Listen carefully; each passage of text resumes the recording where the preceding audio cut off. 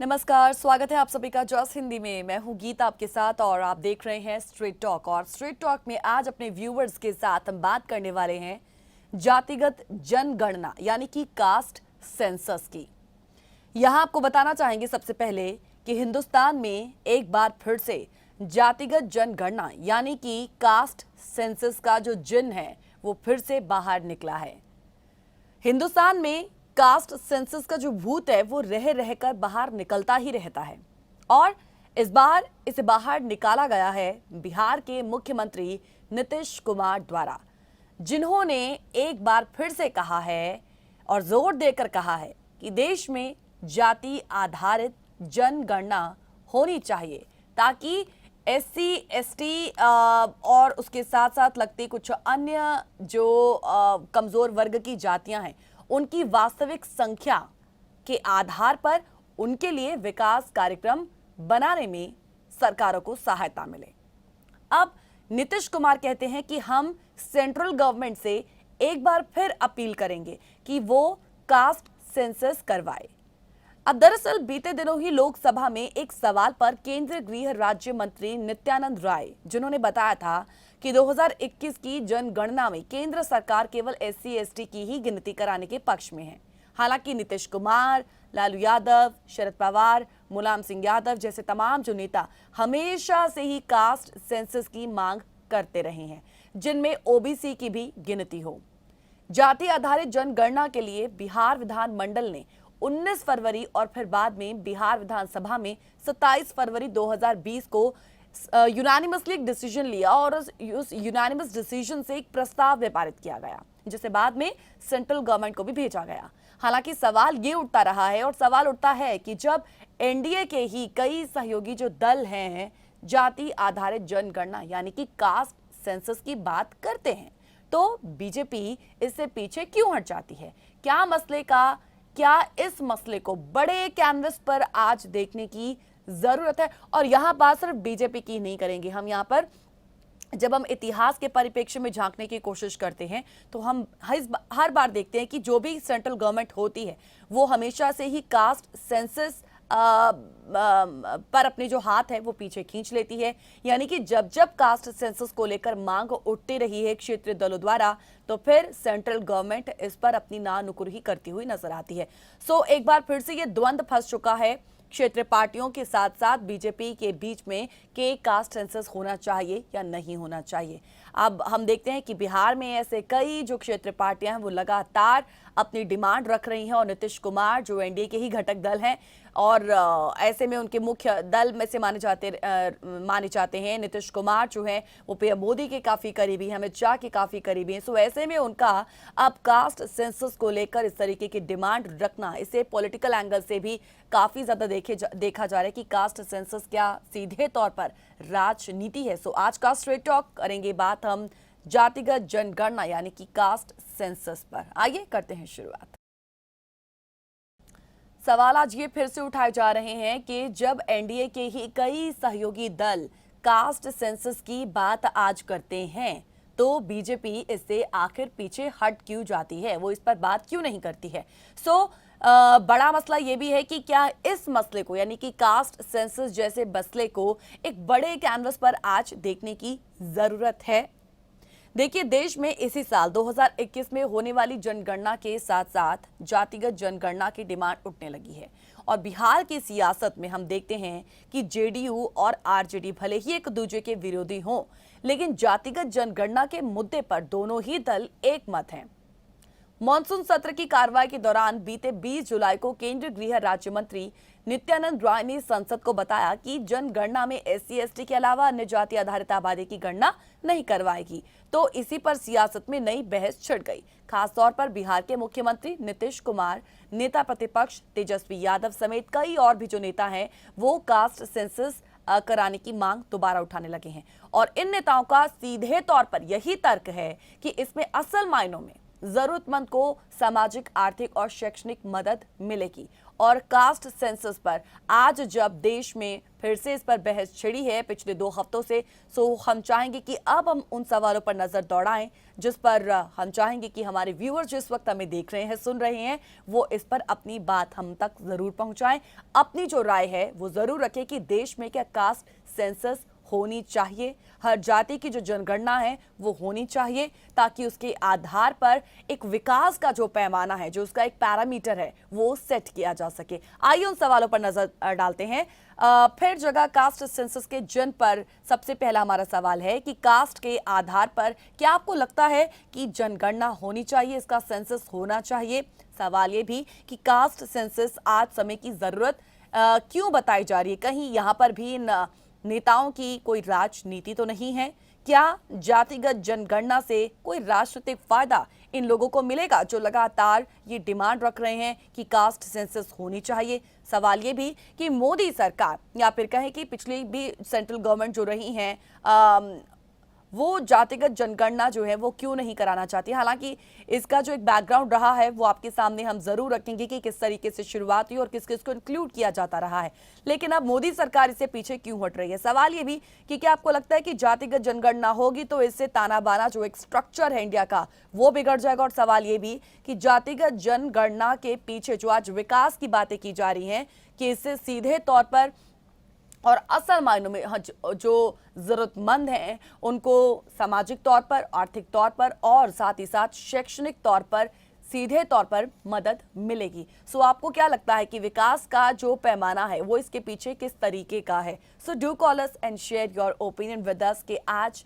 इस विषय पर आपकी अपनी व्यक्तिगत राय क्या है? आपको क्या लगता है कि देश में क्या वाकई कास्ट सेंसस होना चाहिए? चलिए, नीतीश कुमार ने जब इस बहस को छेड़ा ही है, सो सुन लेते हैं कि कास्ट सेंसस पर वो कह क्या रहे हैं। आइए सुनते हैं। जो जातिगत जनगणना की बात की गई और 2019 में पास हुआ सर्वसम्मति से, और विधानसभा में 2020 में भी हुआ, उस दिन 19 में तो विधानसभा विधान परिषद दोनों जगह हुआ, ये सब वहाँ भेजा गया और इसके बारे में हम लोग बातचीत करते रहे, ऐसा नहीं है।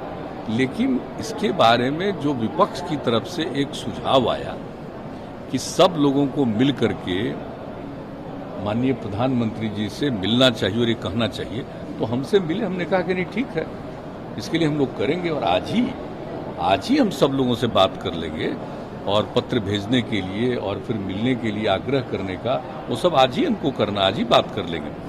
सभी कई दल के लोगों से बातचीत हो चुकी है और मेरे हिसाब से बीजेपी को भी इस बात के लिए इंटीमेट किया जा चुका है और सब कुछ बात कर रहे हैं। और समझ लीजिए कि विजय चौधरी जी तो आप जान ही रहे हैं, अभी संसदीय कार्य देख रहे हैं, लेकिन उस समय तो विधानसभा के अध्यक्ष थे, तो उनको तो सब मालूम है कैसे यूनानिमस हुआ, तो वो भी बातचीत कर रहे हैं, उनको भी कहा गया है। तो मिलकर के ये कोशिश होगी कि नहीं, सब लोग मिलकर के जाएं और अपनी बात जो बिहार के अंदर सर्वसम्मति का प्रस्ताव है उसके बारे में अपनी बात रख देना चाहिए, और क्या करना है क्या नहीं करना है ये तो केंद्र सरकार के ऊपर निर्भर है। इसलिए मिलने से मुझको नहीं लगता है किसी को एतराज होना चाहिए। लेकिन एक बात तो हो गई है, तो हम लोग तो इसके लिए एग्रीड हैं कि मिलना चाहिए, तो बातचीत कर ही लेंगे, आज ही बातचीत कर लेंगे और ये बात हो जाएगी। जो भी बात होगी सब बाद में आएगा सामने। जो समाज में तनाव होगा इससे, ना ये गलत बात है, ये बिल्कुल गलत बात है। कोई तनाव नहीं है, समाज में खुशी होगी। और ये अच्छी तरह जान लीजिए कि सभी तबके के लोगों का जो जातीय जनगणना हो जाएगी तो सबका सेटिस्फैक्शन होगा, ये जान लीजिए। लेकिन नीतीश कुमार का सेंसस यदि होता है और सामाजिक तौर पर, आर्थिक तौर पर, शैक्षणिक तौर पर जो जरूरतमंद है देश के उनको जरूर मदद मिलेगी, वो ऐसा मानते हैं, लेकिन बीजेपी ऐसा नहीं मानती है, सरकार ऐसा नहीं मानती है। सो सवाल बड़ा ये उठता है कि जो सरकारें रही हैं, जो सेंट्रल गवर्नमेंट में सरकारें रही हैं, वो अक्सर हमेशा ही कास्ट सेंसस से पीछे क्यों हटी हैं? और इस बार भी मोदी सरकार जो है वो कास्ट सेंसस क्यों नहीं करवाना चाहती है? सेंट्रल गवर्नमेंट क्यों इससे पीछे हट रही है? सो आपका पॉइंट ऑफ व्यू हम जरूर जानना चाहेंगे कि जब एक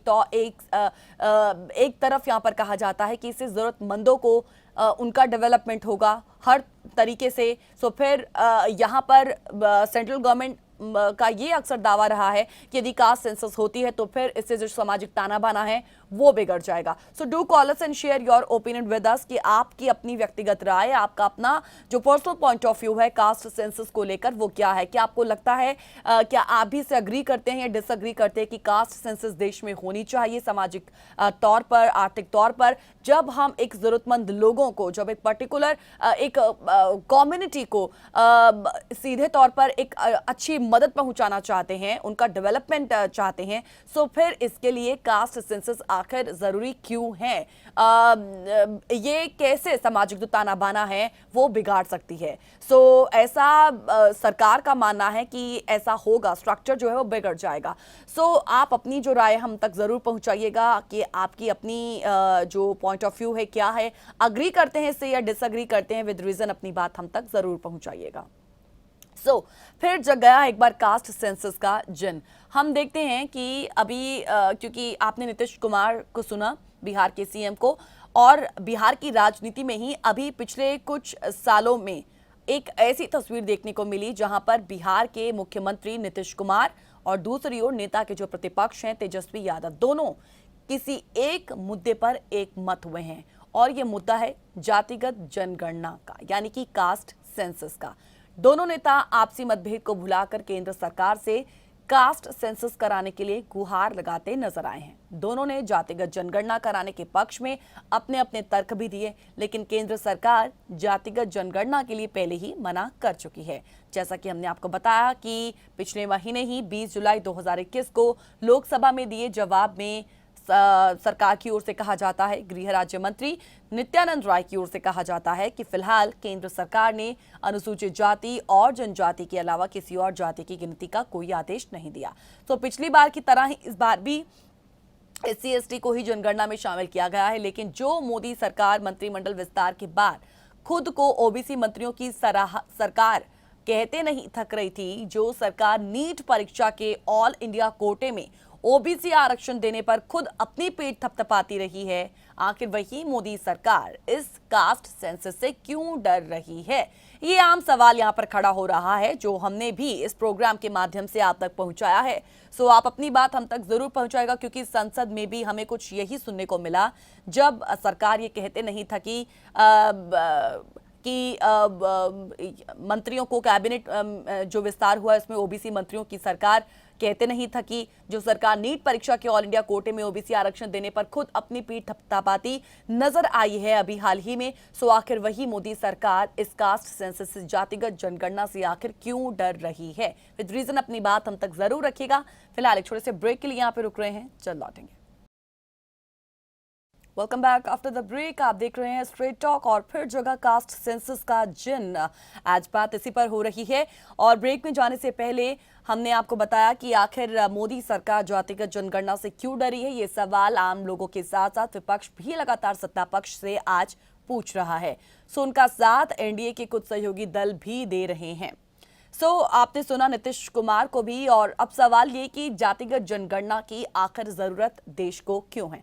देखिए, इसका जवाब जानने से पहले हमें शायद ये भी जान लेना जरूरी है कि साल 1931 तक भारत में जातिगत जनगणना होती थी। 1931 साल 1941 में, यानी कि 1941 में कास्ट के सेंसस के समय जाति आधारित डेटा जुटाया जरूर गया, लेकिन ये पब्लिश नहीं किया गया। फिर 1941 के बाद 1951 से लेकर 2011 तक, इस समय के बीच में जनगणना में हर बार अनुसूचित जाति और अनुसूचित जनजाति का डेटा दिया गया, यानी कि SC ST का, लेकिन OBC और दूसरी जातियों का नहीं दिया गया। और इस बीच साल 1990 में केंद्र की तत्कालीन विश्वनाथ प्रताप सिंह सरकार ने दूसरा पिछड़ा वर्ग आयोग, जिसे आमतौर पर मंडल आयोग के रूप में जाना जाता है, उसकी एक सिफारिश को लागू किया गया। ये जो सिफारिश है वो अन्य पिछड़ा वर्ग के उम्मीदवारों को सरकारी नौकरियों में सभी स्तर पर 27% रिजर्वेशन देने की थी। अब इस डिसीजन ने भारत, खासकर उत्तर भारत की राजनीति को बदल कर रख दिया। अब इस पर जानकारों का मानना है कि भारत में OBC आबादी कितनी प्रतिशत है, इसका आज तक कोई ठोस प्रमाण फिलहाल नहीं है। मंडल कमीशन के आंकड़ों के आधार पर यह कहा जाता है कि भारत में ओबीसी आबादी 52% है। हालांकि मंडल कमीशन ने ईयर 1931 की सेंसस को ही आधार माना और इसके अलावा अलग अलग राजनीतिक पार्टियां अपने चुनावी सर्वे और अनुमान के आधार पर इसी फिगर्स को कभी थोड़ा कम तो कभी थोड़ा ज्यादा करके आंकती आई है, इसे एनालाइज करती आई है और लोगों के सामने रखती आई है ये आंकड़े। लेकिन सेंट्रल गवर्नमेंट इस कास्ट के आधार पर कई नीतियां तैयार करती है। ताजा उदाहरण है नीट परीक्षा का ही। अब जिसके ऑल इंडिया कोटे में ओबीसी के लिए आरक्षण लागू करने की बात भी खुद सरकार ने ही कही थी। फिर वही सवाल उठा कि जब ये सब होता है तो फिर जातिगत जनगणना सरकार आखिर क्यों नहीं करवा लेती है। माना जाता है कि जनगणना में आदिवासी और दलितों के बारे में पूछा जाता है, बस गैर दलित और गैर आदिवासियों की जाति नहीं पूछी जाती। और इसी वजह से आर्थिक और सामाजिक पिछड़ेपन के हिसाब से जिन लोगों के लिए सरकार नीतियां बनाती हैं उससे पहले सरकार को यह पता होना चाहिए कि आखिर उनकी जनसंख्या है कितनी। जातिगत जनगणना के अभाव में यह पता लगाना मुश्किल है कि सरकार की नीति और योजनाओं का लाभ सही जाति तक ठीक से पहुंच भी रहा है या नहीं। यह सबसे इंपॉर्टेंट चीज है, क्योंकि देखिए अब तक सरकार जिन जातियों की काउंटिंग करके जो तमाम चीजें उन तक पहुंचाने की कोशिश करती है उन तक पहुंचती भी है या नहीं पहुंचती है ये किसी को नहीं पता होता है। सो ये जो हमने एक सवाल जो पूछा था कि जातिगत जनगणना के पीछे विकास का पैमाना क्या होना चाहिए, सो उस पैमाने को सेट करने से पहले ये बड़ा इंपॉर्टेंट हो जाता है कि जो नीतियां और जो योजनाएं लागू करती है सरकार, क्या उनका लाभ जो है वो सही तरीके से उन तक पहुंचता भी है या नहीं।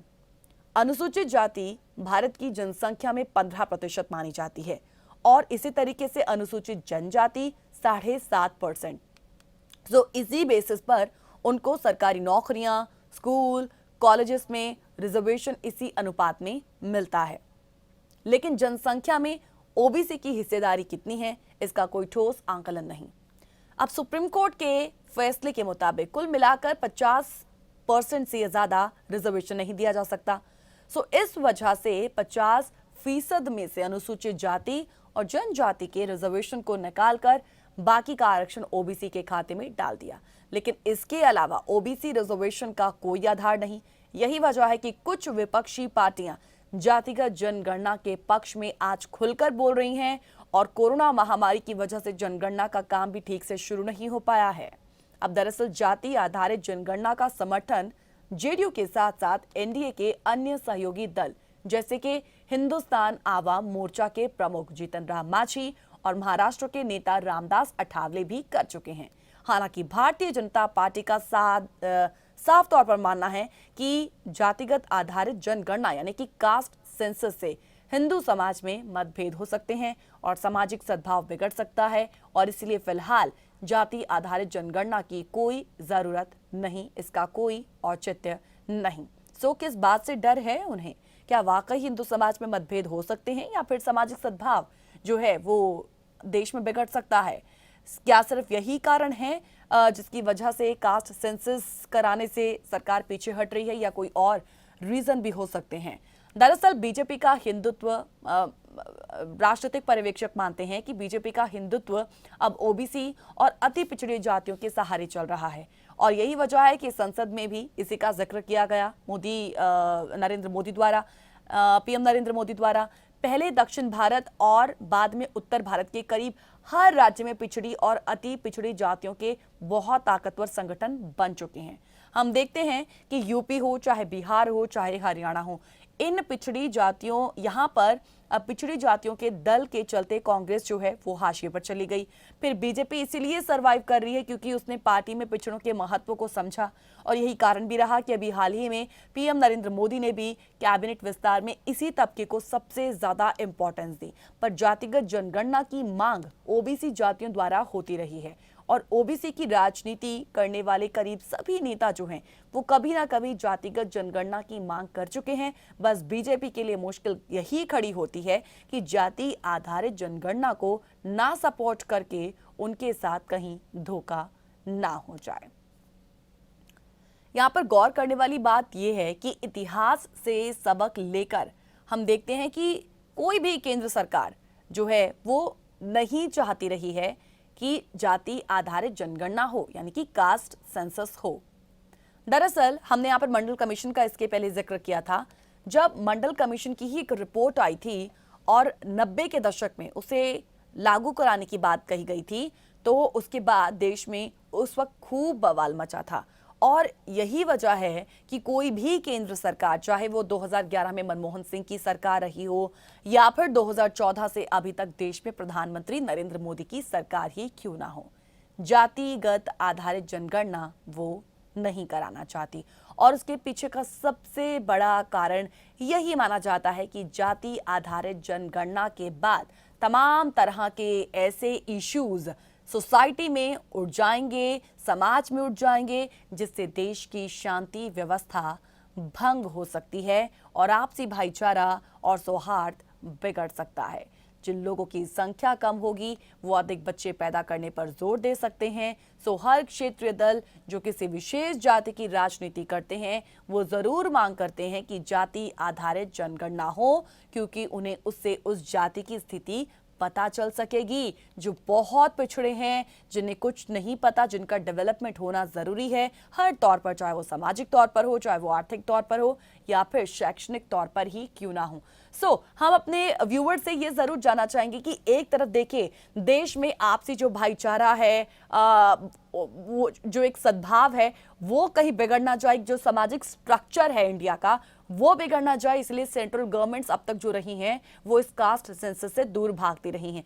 लेकिन जब हम देखते हैं कि पॉलिटिक्स में, क्योंकि हम अक्सर देखते हैं कि जब खासकर इलेक्शंस होते हैं ये ऐसे जो इश्यूज हैं जातियों को लेकर वो भी बड़े उठते हैं और कोई भी जो पार्टियां हैं इस पर राजनीति करने से पीछे नहीं हटती हैं। लेकिन जब कास्ट सेंसस की बात आती है तो इस पर हर किसी का अपना पॉइंट ऑफ व्यू अलग क्यों होता है। खैर, इसकी बात हम छोड़ते हैं। हम बात यहाँ पर दरअसल ये करते हैं कि एक तरफ आज फिर से एक राज्य की कुछ क्षेत्रीय पार्टियों की सीधे तौर पर डिमांड है कि जो ऐसी जातियां जिनकी काउंटिंग नहीं हो पाती है उनकी काउंटिंग होनी जरूरी है, पहली बात तो, क्योंकि उससे उनका डेवलपमेंट जो है वो हो सकता है। एक विकास का जो पैमाना है उनके लिए भी सेट किया जाना बड़ा जरूरी है, सामाजिक तौर पर, आर्थिक तौर पर और शैक्षणिक तौर पर। लेकिन दूसरी ओर सरकार, जिनका हमेशा से ही तर्क रहा है कास्ट सेंसस को लेकर के, यदि ये सामने आया तो फिर डेफिनेटली इससे जो सामाजिक सद्भाव है वो बिगड़ेगा। लेकिन सवाल ये है कि जब हम इस कास्ट सेंसस में सिर्फ कुछ ही जातियों को इंक्लूड करते हैं, SC ST को करते हैं, तो फिर बाकी अन्य जातियों को क्यों नहीं कर सकते हैं? क्यों सरकार इससे पीछे भाग रही है? ये जो एक सवाल है वो हम भी इस प्रोग्राम के माध्यम से आप तक पहुंचा रहे हैं और चाहेंगे कि इस वक्त जो हमें देख रहे हैं, स्ट्रेट टॉक को वॉच कर रहे हैं, वो अपनी जो राय है वो हम तक जरूर पहुंचाए कि उनका इस कास्ट सेंसस को लेकर क्या मानना है। क्या ये देश में लागू होनी चाहिए, हर जाति को इंक्लूड कर उसका सामाजिक तौर पर, आर्थिक तौर पर विकास होना चाहिए या फिर नहीं होना चाहिए? क्या आपको भी लगता है कि यदि कास्ट सेंसस हुआ तो इससे सामाजिक सद्भाव जो है वो बिगड़ेगा, जो एक कहें सामाजिक जो ताना बाना है वो जो है बिगड़ सकता है? आप क्या सोचते हैं, इस पर जरूर हम तक पहुंचाएगा, क्योंकि ये सवाल हम इसीलिए उठा रहे हैं क्योंकि कास्ट सेंसस के आधार पर आप कुछ जातियों को जब इंक्लूड करते हैं तो फिर अन्य बाकी जातियों का क्या, उन्हें क्यों नहीं इंक्लूड किया जाता है?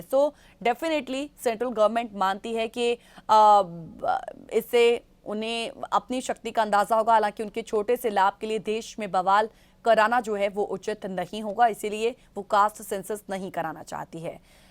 आगे भी चर्चा इस पर जारी रहेगी, लेकिन चाहेंगे कि आप ही कॉल कर इस प्रोग्राम का हिस्सा जरूर बने। फिलहाल एक और छोटे से ब्रेक के लिए रुक रहे हैं, जल्द लौटेंगे स्ट्रेट टॉक में। Welcome back after the break. आप देख रहे हैं मेरे साथ स्ट्रेट टॉक और स्ट्रेट टॉक में बात आज कास्ट सेंसस की होनी चाहिए देश में या नहीं होनी चाहिए। बहस इसको लेकर फिलहाल छिड़ी हुई है, तो चाहेंगे कि आप अपनी राय हम तक जरूर पहुंचाएं कि आप क्या मानते हैं, क्या वाकई देश में कास्ट सेंसस होनी चाहिए या नहीं। जहां तक सवाल ये कि सेंट्रल गवर्नमेंट इससे पीछे क्यों हट रही है, यहाँ पर एक्सपर्ट्स मानते हैं कि भारतीय जनता पार्टी कभी भी नहीं चाहेगी कि हिंदुस्तान में हिंदू समाज जातियों के आधार पर इतना ज्यादा बढ़ जाए कि फिर उन्हें एक साथ लाना मुश्किल हो जाए उनके लिए। अब दरअसल बीजेपी की राजनीति ही कहीं ना कहीं हिंदुत्व के मुद्दे पर टिकी रहती है। हिंदुत्व का मतलब पूरा हिंदू समाज, और अगर उसे जाति के नाम पर तोड़ दिया जाए तो भारतीय जनता पार्टी का वोट बैंक और उसकी राजनीति का आधार ही खत्म हो जाएगा। इसीलिए बीजेपी हर इलेक्शंस में कोशिश करती है कि देश में जाति आधारित मुद्दों को हटाकर राष्ट्रवाद या फिर हिंदुत्व के मुद्दे पर लोगों को एक साथ लाया जाए और तब चुनाव लड़ा जाए। पर यूपी हो, बिहार हो, हरियाणा हो, यहाँ पर खासकर इन 3 राज्यों में बहुत ही ज्यादा जाति आधारित पार्टियां बहुत मजबूत स्थिति में रहती हैं और इनके मुकाबले बीजेपी ने बड़ी मुश्किल से पिछड़ा और अति पिछड़ा नेतृत्व तैयार किया। और अगर जाति आधारित जनगणना की मांग बढ़ती है या ओबीसी जातियों में इसके लिए जनगणना होती है तो बीजेपी के हाथ से इन जातियों का नेतृत्व फिसल सकता है। नमस्कार sir, good evening, welcome to just Hindi. Good evening जी, नमस्कार। आपने अच्छा मुद्दा लिया आज। जी सर। मेरी व्यक्तिगत समझ से बता रहा हूँ कि ये जो जनगणना है, हाँ जी, ये हर 10 साल के बाद होती है। हाँ जी, और ये होनी भी चाहिए, क्योंकि इसकी जो आधार पर हमारी प्लानिंग कमीशन और हमारी फाइनेंस मिनिस्ट्री वो बता सकती है कि कौन कौन से एरिया में हमें जो है खर्च करना है, किसकी तरफ हमने ध्यान देना है, वो पॉलिसीज क्या बनानी चाहिए। और गवर्नमेंट उस चीज को देखते हुए अपने एक्सपेंडिचर बेस करती है, जहाँ के जिस एरिया में हमें अपनी स्कीमों को बढ़ाने की जरूरत है वहाँ बढ़ाया जाए जी। तो उस हिसाब से ये बिल्कुल ठीक है। अब सवाल ये आता है इसकी इम्प्लीमेंटेशन के ऊपर जी। अब देखिए कि बेसिक जो चीज हुई थी वो डिवीजन करके करनी थी कि लोगों में डिवीजन रहे। अंग्रेजों ने शुरू की, हमने अपना तो लिया लेकिन उसको सुधारा नहीं। जी। अभी हमारे यहाँ मेन जातियां जो हैं सिख, मुस्लिम, हिंदू, ईसाई, बौद्ध, जैन, अगर इसके अलावा कोई और भी मेन है तो मैं कह नहीं सकता।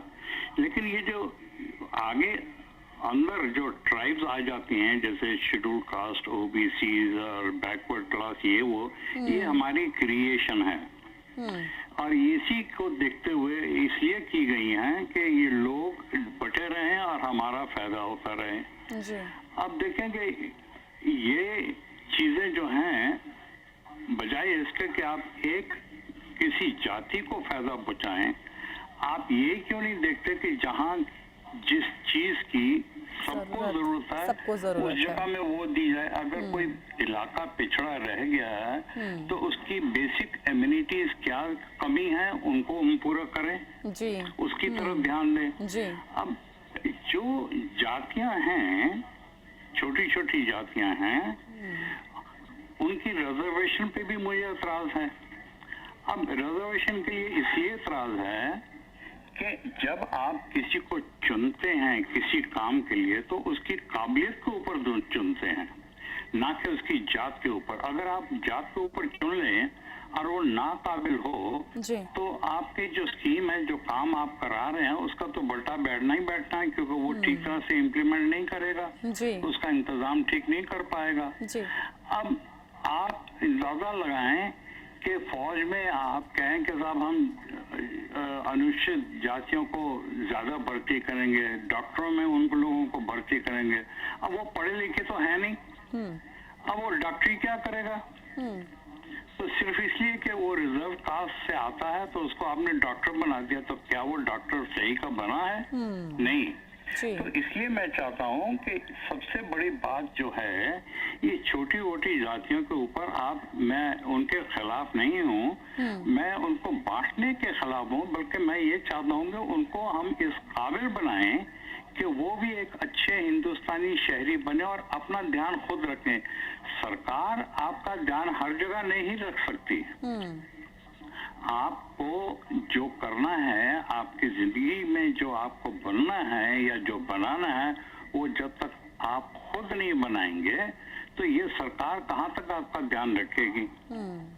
तो ये इम्प्लीमेंटेशन जो है वो गलत है। अब देखें, रिसेंटली की बात है, जी। कल ही डिबेट हो रही थी कि एमपीज की सैलरी जो है उसके टैक्स गवर्नमेंट देती है, एमपीज को टैक्स फ्री क्यों है? अब आप देखें कि गवर्नमेंट एम्प्लॉइज जो है वो गवर्नमेंट अकोमोडेशन में रहते हैं, बिल्कुल। वो किराया देते हैं, बिजली पानी का खर्चा देते हैं, महीने का जो भी आता है वो तो देते हैं ना। जी। लेकिन जो एम्प्लॉइज राष्ट्रपति भवन में या प्राइम मिनिस्टर हाउस में काम करते हैं, वो रेंट फ्री अकोमोडेशन, बिजली पानी सब कुछ मुफ्त, भाई उनको क्यों मुफ्त देते हो? क्योंकि वो राष्ट्रपति भवन के सर्वेंट्स कहलाते हैं, सर्वेंट्स क्वार्टर में रहते हैं, इसलिए अगर वो सर्वेंट्स क्वालिफाई करते हो तो ये भी डिस्क्रिमिनेशन है। आप अपने आदमियों को सर्वेंट भी कहते हो, किसी को मालिक कहते हो। जी। तो मैं कहता हूं कि ये जो हम बंटवारा करते हैं पॉलिटिकल पार्टीज का, ले लीजिएगा, इलेक्शन कमीशन के पास कितनी पॉलिटिकल पार्टीज रजिस्टर्ड हैं जो बराए नाम है काम नहीं करती। जी। और वो बराए नाम क्यों रखी हुई है? क्योंकि उनको इलेक्शन कमीशन से कुछ बेनिफिट्स मिलते हैं, काम वो करते नहीं, जी। मुद्दे उनके होते नहीं, बाहर वो आते नहीं। जी। अब आप लोकसभा में इलेक्शन लड़के आप मेंबर बनते हैं, लेकिन राज्यसभा में आप नॉमिनेटेड होते हैं, तो वहां पे माफ कीजिएगा, मेरा गार्डनर आ गया, वो शोर कर रहा है, मैं बात करूंगा अभी। जी सर, मैं आपकी बात समझ गई हूँ। जी जी, आलू वाला जी से मैं इतना कहूंगी कि जो सवाल एक्चुअली हमने पूछा था कि कास्ट सेंसस के पीछे विकास का पैमाना क्या होना चाहिए, उसकी इंप्लीमेंटेशन कैसे होनी चाहिए, उस पर उन्होंने अपनी बात रखी, हालांकि उन्होंने अपनी बात पूरी कह दी।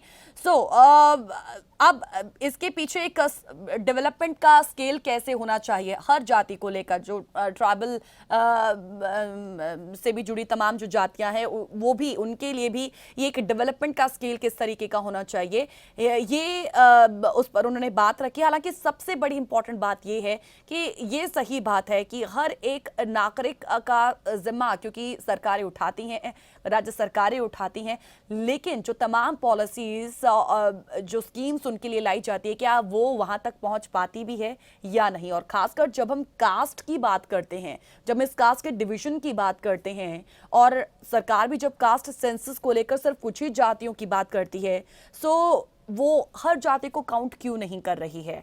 वो एकदम अति पिछड़ी जातियां जिनका किसी तरीके से समाज से कोई ताना बाना नहीं रहता है, उनका सीधे तौर पर कोई डेवलपमेंट नहीं होता है, आर्थिक तौर पर, सामाजिक तौर पर, या फिर कहें कि शैक्षणिक तौर पर भी, जिसकी बात आलूवाला जी ने भी कही है। सो वो जो स्कीम्स लाई जाती हैं, जो पॉलिसीज लाई जाती हैं सरकार की ओर से, वो तक पहुंच पाती भी हैं या नहीं पहुंच पाती हैं, ये जो है बड़ा ही इंपॉर्टेंट एक फैक्ट भी है। सो ऐसे में इसका इम्प्लीमेंटेशन होना ही सबसे इंपॉर्टेंट चीज है। लेकिन अपने बाकी व्यूअर्स से भी हम जरूर ये जानना चाहेंगे कि उनको क्या लगता है कि कास्ट सेंसस को लेकर आज जो एक बार फिर से इसका राग छेड़ा गया है, ये जो जिन्न एक बार फिर से बाहर निकला है, आपको क्या लगता है कि देश में कास्ट सेंसस होना चाहिए या नहीं होना चाहिए? तो हमने देखिए 3 राज्यों की बात कही थी, यूपी, हरियाणा और उत्तर प्रदेश, माफ कीजिए, यूपी हरियाणा की अगर हम जब बात सबसे ज्यादा करते हैं तो यहाँ पर विधानसभा अब चुनाव भी होने हैं, यूपी में भी चुनाव होने हैं अगले साल, और यहाँ पर राजनीति में पिछड़े और अति पिछड़ों की जो भूमिका है वो सबसे ज्यादा है। हम यहाँ पर देखते हैं कि यूपी में अभी सीएम भले ही सवर्ण हो, पर 2017 का चुनाव बीजेपी ने केशव प्रसाद मौर्य को चेहरा बनाकर लड़ा, और चुनावी सभाओं में केशव प्रसाद मौर्य, जो कि पिछड़ी जाति से आते हैं, उनके कटआउट पीएम नरेंद्र मोदी और गृहमंत्री अमित शाह के साथ लगते थे। अब परिस्थितियां देखिए ऐसी बनी कि योगी आदित्यनाथ को सीएम बनाना पड़ा, फिर भी बीजेपी की सोशल इंजीनियरिंग चल ही रही है। बीजेपी प्रदेश अध्यक्ष जो ओबीसी तबके से आते हैं, उनकी नियुक्ति सही सोचकर की गई, और अभी देखिए निषाद पार्टी के नेता को भी राज्यसभा भेजा गया। प्रदेश के कई पिछड़ी जातियों के नेताओं को भी केंद्रीय मंत्रिमंडल में जगह दी गई है। सो जातिगत आधार पर जनगणना का मामला जब तूल पकड़ता है तो बीजेपी के लिए बीजेपी के किए किराए पर तो पानी फिर सकता है और इसी वजह से सेंट्रल गवर्नमेंट इस कास्ट सेंसस पर ज्यादा बात करती नहीं है। लेकिन क्यों नहीं करती हैं, क्या आपको क्या लगता है इसका रीजन सबसे बड़ा क्या है? वो हालांकि इस पर आप अपनी बात रखें या ना रखें, लेकिन हम जरूर चाहेंगे कि कास्ट सेंसस जो है वो देश में होनी चाहिए या नहीं होनी चाहिए, ये सबसे इंपॉर्टेंट चीज है जो हम मसला उठा रहे हैं। सो चाहेंगे कि इस पर अपनी बात जरूर रखें। फिलहाल एक और छोटे से ब्रेक के लिए यहाँ पर रुक रहे हैं, जल्द लौटेंगे स्ट्रेट टॉक में। Welcome back after the break. Straight talk में एक बार फिर से आप सभी का स्वागत है। तो अंग्रेजों की ओर से जनगणना लागू करने के पहले जाति व्यवस्था लचीली गतिशील थी, लेकिन अंग्रेज जब जातिगत जनगणना लेकर आए तो सब कुछ रिकॉर्ड में दर्ज हो गया और इसके बाद से ही जाति व्यवस्था जटिल हो गई। जनगणना अपने आप में बहुत ही जटिल काम भी है। जनगणना में कोई भी चीज देखिए जब दर्ज हो जाती है तो उससे एक राजनीति भी जन्म लेती है और विकास के नए आयाम भी उससे निर्धारित होते हैं। सो इस वजह से कोई भी सरकार जो है उस पर बहुत ही ज्यादा सोच समझकर ही काम करती है। सो एक तरीके से हम देखें तो जनगणना से ही जातिगत राजनीति की शुरुआत होती है। नमस्कार सतीश चंद्र जी, बहुत बहुत स्वागत है आपका सर स्ट्रेट टॉक में। नमस्कार गीत जी। देखिए, कास्टिज्म जो है बहुत पुरानी प्रथा है भारत की और ये कुरीति है। हमारे वक्त में भी हम सुना करते थे इसके बारे में कि सरकार बहुत से निर्णय जो है वो जाति प्रथा के ऊपर जो उनके निर्भर होते हैं। तब भी हम कहा करते थे कि हम इतना कॉलेज में पढ़ रहे हैं तो हमारे अच्छे मार्क्स लेने का क्या फायदा होगा। जब हम आगे प्रोफेशनल कॉलेज में जाएंगे तो वहाँ पे कास्ट बेसिस पे ही अगर उन्होंने हमें एडमिशन देनी है तो उसमें पता नहीं हमें चांस मिलेगा कि नहीं मिलेगा। गीत जी, अमृतसर मेडिकल कॉलेज, मैं 1962-63 की बात कर रहा हूँ। अमृतसर मेडिकल कॉलेज और पटियाला मेडिकल कॉलेज में एडमिशन लेने जाते हैं, वो कहते हैं भी 70 सीटें तो हैं वो हैं, लेकिन 30 सीटें जो हैं वो ऑलरेडी रिजर्व्ड हैं ये लोअर कास्ट वालों के लिए। तब वो यही बोला करते थे लोअर कास्ट वालों के लिए, तो उसके ऊपर तो आपके चांसेस बिल्कुल है नहीं। तो एक गिजी तीसरा मेडिकल कॉलेज रह जाता था, क्रिश्चियन मेडिकल कॉलेज लुधियाना का। वहां जब जाते थे वहां बिल्कुल उलट हो जाती थी खेल हमारी। वो कहते थे कि अगर आप क्रिश्चियन होते तो हम आपको जो था एडमिशन दे के आपके चांसेस यहाँ पे ज्यादा थे, लेकिन क्योंकि अब आप नॉन क्रिश्चियन हो तो अब आपको ओपन कोटे में आना पड़ेगा। और ओपन कोटा वहां पे कितना, वहां पे अब ओपन कोटा 30% है। तो देखिए जी, जहां हम 70% में जाते तो वहां हमारी प्रॉब्लम ये होती थी कि वहां हमारी 30 सीटें पहले से उनके लिए ओबीसी वालों के लिए काट दी जाती थी। पॉइंट मेरे कहने का ये है कि जिस वक्त प्रोफेशनल कॉलेज से भी हम निकले, उसके बाद जब जॉब्स में आने लगे तो वहां भी हमने देखा यही रिजर्वेशन SC/ST कोटा लिखा होता था। तो वो एक चीज हमने रियलाइज क्या की 15-20 साल की सर्विस के बाद कि कुछ लोग जिनको आप परोस देते हो कोई मौका, वो उस मौके के लिए अगर योग्य नहीं है तो वो मौका मिलने के बाद भी उसके लिए मेहनत नहीं करते थे आगे जाके। उस वक्त हमें ये फ्रस्ट्रेशन होती थी कि एक आदमी को कम योग्यता होने पर भी प्रमोशन मिल गई क्योंकि अब आगे वैकेंसी खुली है, लेकिन वो वैकेंसी केवल ओबीसी के लिए ही है और मैं भी उसी डिपार्टमेंट में हूँ। मेरी 5 जो एनुअल रिपोर्ट्स आई हैं वो A+ आई हैं, लेकिन मेरे को वो प्रमोशन नहीं मिल सकती क्योंकि मैं ओबीसी नहीं हूँ। जी, मेरे जैसे इस तरह के लाखों करोड़ों ऐसे लोग होंगे वहां पे, लड़के लड़कियां जिन्होंने अपनी लाइफ में अपने करियर में ये सिचुएशन संभाली होगी। मैं अब सीधी सी बात कहता हूं कि भारत सरकार ने एक मापदंड बना लिया है, वो है उसको कहते हैं बीपीएल के बेसिस पे ही स्कीम्स की एलोकेशन होनी चाहिए।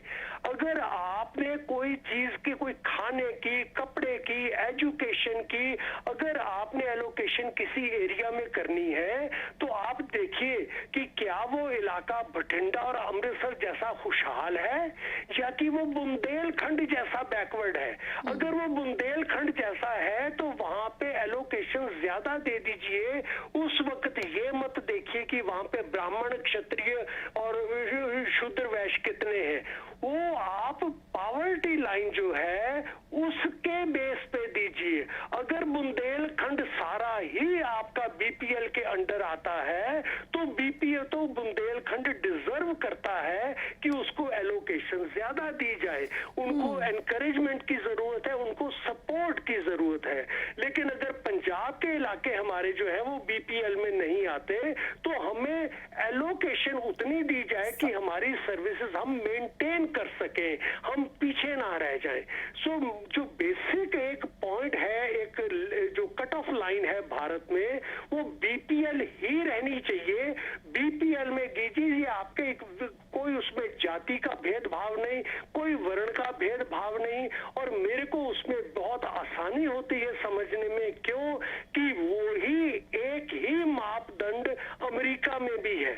अगर सर मैं समझ गई आपकी बात। भारत छोड़ जी सर, मैं आपकी बात समझ रही हूँ, लेकिन एक बड़ी बेसिक सी चीज है, क्योंकि देखिए भारत को कहा जाता है कि ये विविधताओं वाला देश है।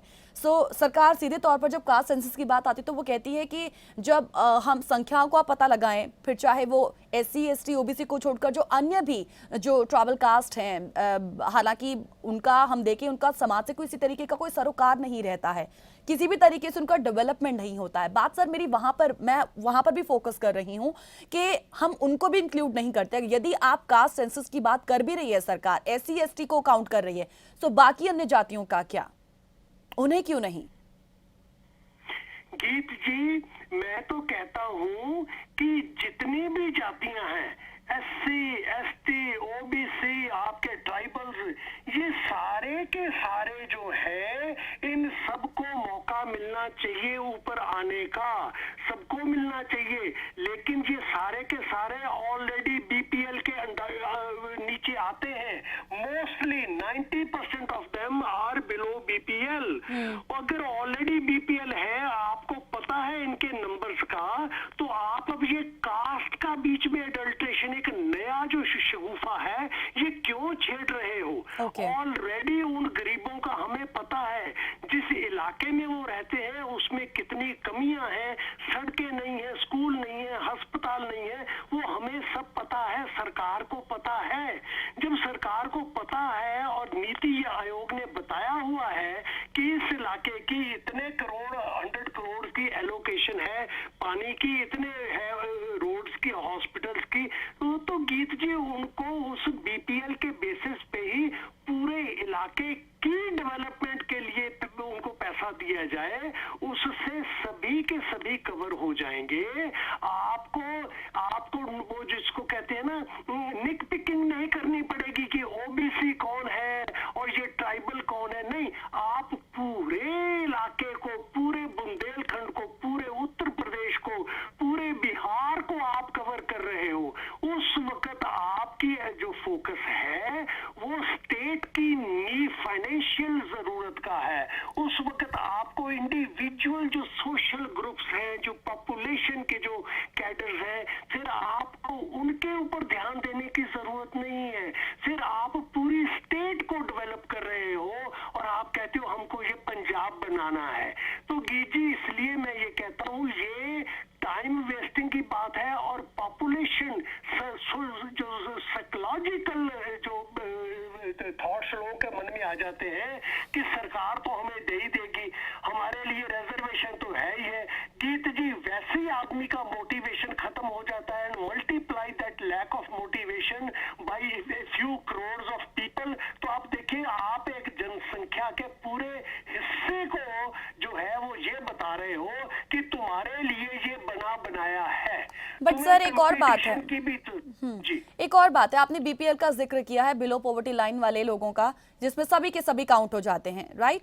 लेकिन जब बात आती है विकास योजनाओं की, है ना, जरूरतमंद लोगों तक ही हमने ये फायदे पहुंचाने हैं, लेकिन वही बात है कि देश में इम्प्लीमेंटेशन ही नहीं सही है ना। यही वजह है कि फिर ये मुद्दे बार बार उठते हैं कि जिन लोगों को फायदा एक्चुअल में पहुंचाना है, वो फायदा तो उन लोगों तक पहुंच नहीं रहा है।